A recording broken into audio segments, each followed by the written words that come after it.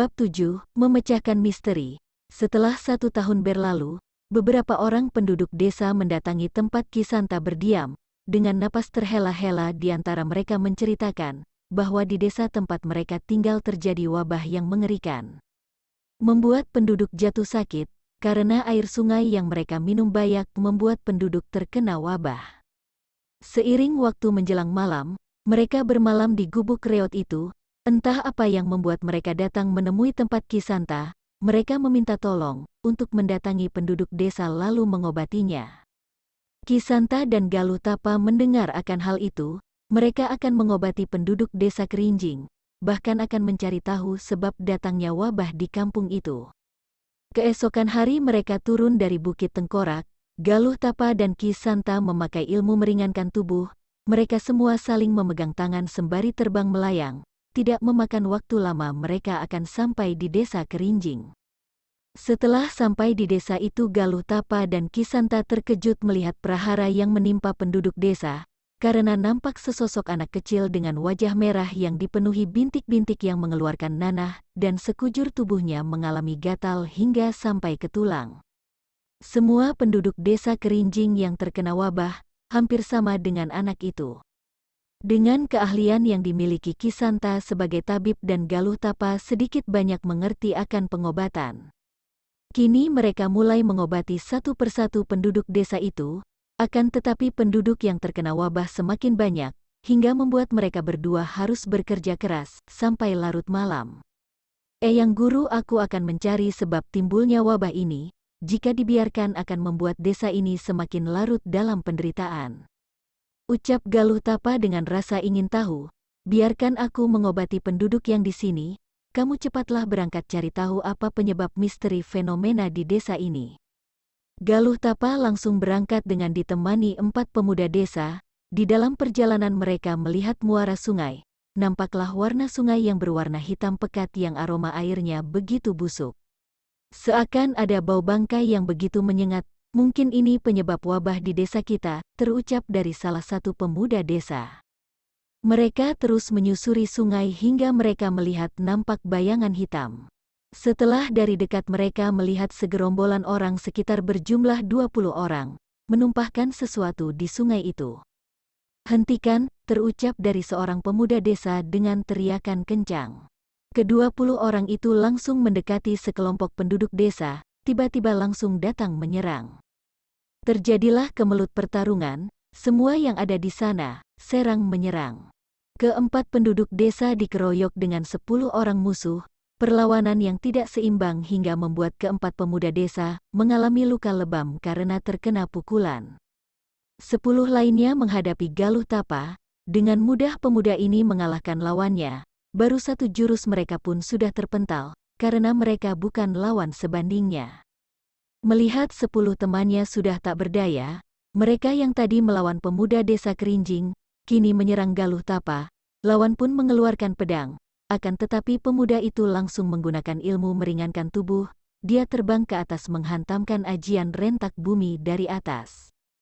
Dengan suara pekikan Galuh Tapa mengeluarkan ajian rentak bumi, lawan pun terpental beberapa depa. Ke-9 lawan pun meninggal dengan luka bakar.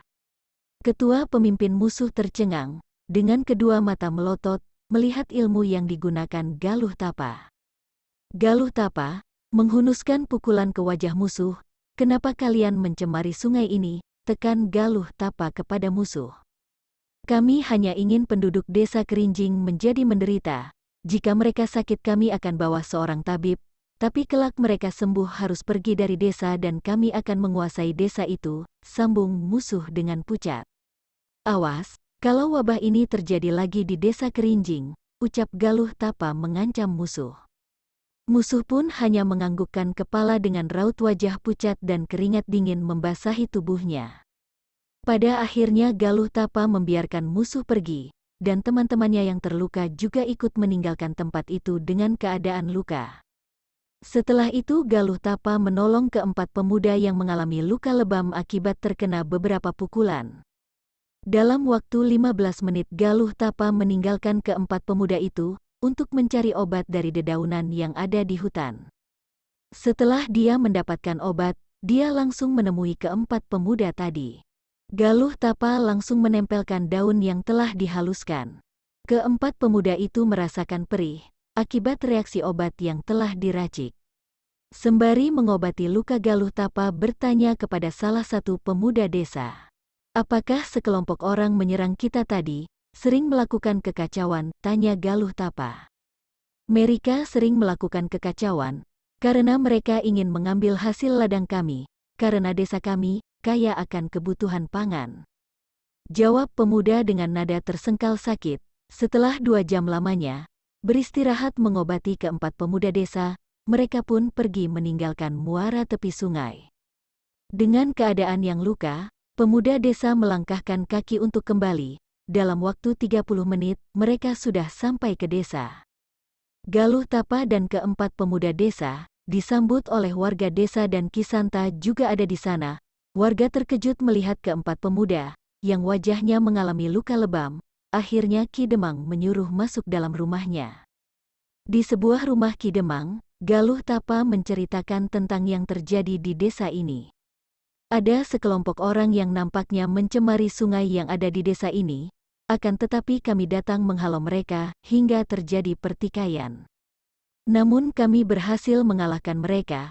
Sembari bercerita hidangan minum sampai, Ki Demang menyuruh mereka semua untuk mencicipi makanan yang dihidangkan. Setelah selesai, Galuh Tapa dan Ki Santa pergi untuk mengobati warga desa yang belum diobati. Dengan perlahan semua warga yang terkena wabah kini mulai sembuh. Malam pun tiba, terdengar suara petir dan guntur yang diiringi hujan deras, seakan membuat desa itu hanyut diterpa sungai yang deras. Bebatuan hanyut di bawah arus terdengar sampai ke desa itu. Selama 1 jam hujan turun, hingga membuat suasana malam semakin mencekam. Mungkin ini kehendak Sang Pencipta untuk membersihkan air sungai yang tercemar, ucap Ki Santa. Walaupun malam ini sangat mencekam, mudah-mudahan apa yang Eyang Guru ucapkan benar, jawab Galuh Tapa. Akhirnya hujan pun berhenti, mereka pun membaringkan tubuh lalu terlelap. Keesokan hari Galuh Tapa dan Ki Santa melihat air sungai yang nampak bersih, dan semua penduduk desa kini sudah benar-benar sembuh. Akhirnya Ki Santa dan Galuh Tapa akan pamit pulang. Penduduk desa berkumpul dan mengucapkan terima kasih kepada mereka berdua. Namun perjalanan pemuda ini masih panjang. Bab 8, Jiwa Pedang Pusaka. Setelah beberapa tahun berlalu, Galuh Tapa terus berlatih untuk meningkatkan kemampuannya. Dengan rajin pemuda ini selalu berlatih walaupun tanpa ada paksaan dari seorang guru. Bagaikan sebuah pohon besar, semakin tinggi tentu semakin deras angin menerpa. Keinginan dan hasrat seorang pendekar harus memiliki jiwa kesatria, agar kelak mampu melawan aliran hitam yang bertindak sewenang-wenang. "Galuh, kenapa kamu tidak berlatih memainkan pedang lintang kuning? Kulihat kamu hanya memandang dan tidak mau mencabut pedang itu dari sarungnya," ucap Ki Santa. "Jika melihat pedang ini aku teringat akan temanku. Dan pedang ini belum bisa aku kuasai, karena belum terpikir olehku untuk mempelajari pedang ini," jawab Galuh Tapa. "Kalau kamu tidak mempelajari pedang itu, kapan kamu akan mengusai pedang itu?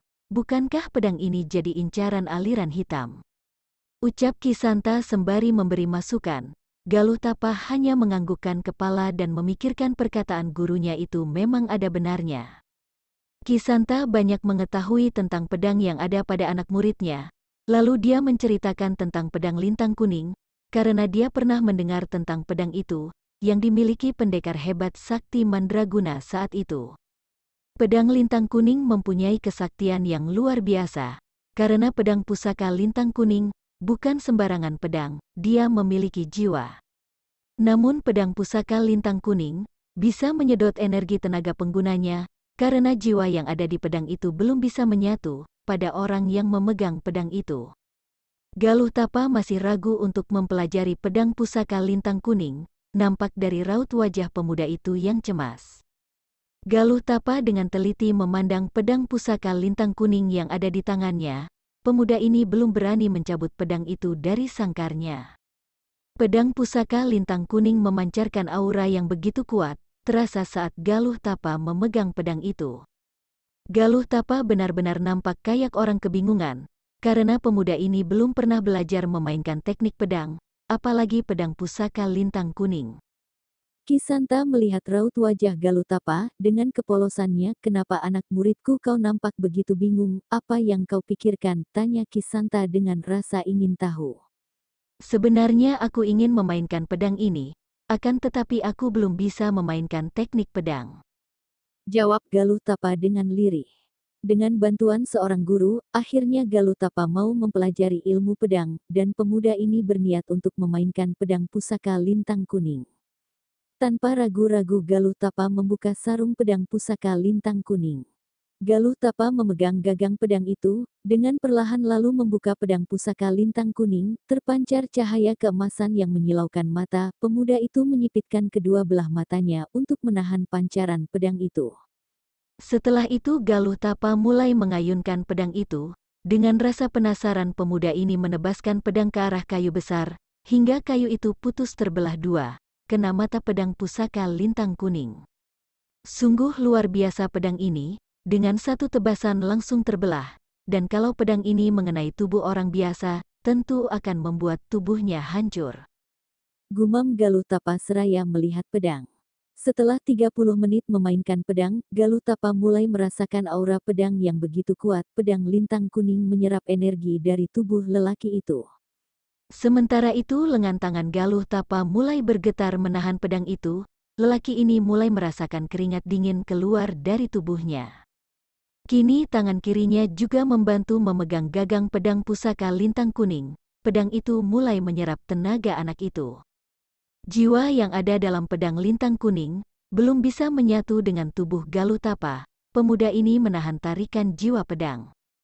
Sekarang pedang itu mengendalikan Galutapa, tubuhnya mulai terhempas ke pohon besar yang ada di belakangnya. Tetapi dia tetap bertahan, lalu dia terhantam ke batu. Kini sekujur tubuhnya mengalami luka lecet, dengan gagah dia bertahan, karena dia ingin mengusai jiwa pedang itu. Teriak Kisanta, cepat masukkan pedang itu dalam berangka, kalau tidak seluruh energimu akan dihisap pedang, dan pedang itu akan membabi buta. Mendengar ucapan seorang guru, pemuda ini langsung memasukkan pedang lintang kuning dalam sangkarnya, karena sebagai murid tentu dia menuruti perkataan sang guru, walaupun anak ini masih ingin tetap mengurai pedang itu. Nampak dari raut wajah Galuh Tapa, yang begitu lelah menahan pedang tadi, napasnya pun tersengkal-sengkal. Namun Galuh Tapa melanjutkan latihan lagi. Latihan kali ini tidak memakai pedang, hanya memainkan sebuah tongkat dari kayu. Tongkat itu mulai memutar, kadang ke kiri, ke kanan bahkan ke depan, dengan memainkan jari-jari tangan. Memang kemampuan pemuda ini sangat luar biasa. Galuh Tapa memang pemuda yang berbakat, segala sesuatu yang dicernanya mudah terserap. Galuh Tapa bekerja keras hari ini sampai menjelang sore dia tetap berlatih mengasah kemampuannya. Anak muridku, hari ini sudah sore dan akan menjelang malam, sebaiknya kau istirahat dan lanjutkan lagi esok pagi. Sebenarnya Galuh Tapa masih sanggup untuk melanjutkan latihan sampai tengah malam, akan tetapi menuruti perintah seorang guru merupakan prioritas paling utama. Akhirnya Galuh Tapa menghentikan latihannya dan membersihkan diri. Setelah malam tiba seketika mereka berdua menyantap makanan, dengan rasa letih Kisanta lebih dahulu tidur, karena mungkin hari ini membuat dirinya merasa lelah akan pekerjaannya. Sementara itu Galuh Tapa beranjak pergi meninggalkan Kisanta yang sedang tidur pulas. Pemuda ini duduk di atas panci yang terbuat dari bambu, sembari ditemani singkong rebus dan secangkir air putih hangat. Malam itu bulan bersinar cukup terang, ada banyak bintang yang terlihat di langit menerangi jagat semesta. Setelah 1 jam menikmati udara malam, Kisanta membangun dari tidurnya, menemani Galuh Tapa yang duduk sendiri di luar gubuk. Bagaimana dengan luka kamu, dan apa yang kamu rasakan saat memainkan pedang lintang kuning? Ucap Kisanta, ini hanya luka gores, pedang itu membuat saya bergetar dan pedang ini belum bisa saya kuasai Eyang Guru. Jawab Galuh Tapa. Itu karena kau terlalu bebas dari diri, perlahan-lahan engkau akan terbiasa dengan semua itu, sambung Kisanta. Jika ingin cepat mengusai pedang lintang kuning, kau harus fokus ke pedang itu, karena jiwa dalam pedang itu harus menyatu denganmu dan jangan dipaksakan. ucap Kisanta dengan memberi semangat. Galuh Tapa hanya mendengarkan dan menyerap perkataan seorang guru. Mereka masuk ke gubuk lalu beristirahat karena hari larut malam.